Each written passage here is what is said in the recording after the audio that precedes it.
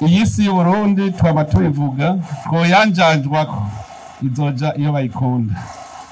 Hari umuntu tweze kuvugana abonye iyi si y'Uburundi akibuka ingene waba ari ubugaragwa, acambwira atari iki kimwe nagenda kubwira ati iyi si mubona yanyu mufise irakundana, bimaze imyaka n'imyaka ibagaburira. Ati mugaragenda kwibutse yuko isi ifise inzigo. Ati iyo ishavuye irashavura kandi ica yigira. Ati rero iyumvire ingene iguma ibagaburira namwe ntimuyigaburire. Icambere urayigaburira kugira nawe kugaburire.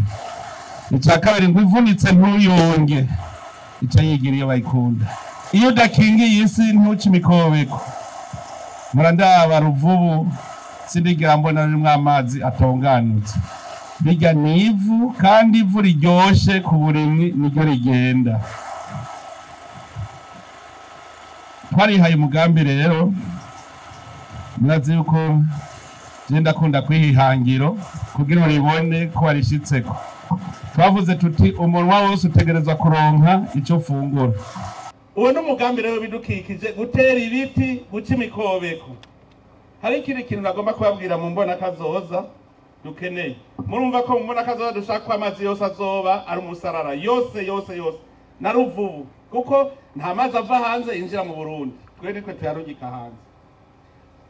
Hariho ivyo nabonye iyi mitumba yose burya iyi ntituzosubira kuyibamwo mu mbona kazoza. Dushaka ko Umurundi wese azoba mu kazu keza harimwo amazi n'amatara, niyo mbona kazoza. Ni mu bisagara rero no mu bigwati. Kubera rero tuzi ko tuzovayo, ni murabe ingene hazoba hasa neza. Narabiravye ndavuga nti Uburundi buzaburonka umwimbu mwinshi cyane ku buryo dushora hanze, kuko aya matongo yose twamaze kuvayo tukaja kuba mu bigwati n'amatongo azoba yagutse. Twe turiga rero no guteranya amatongo, gushira hamwe amatongo. Iyi mirima mubona yaramaze kwaguka, aha hazo ari mu paradizo ndabwije ukuri. Kujya avuga Eden, ndagendereje sanga hariho ibiterwa biri ngaha mu Burundi bitabaho ahandi. Akarorero ni kamwe ivoka.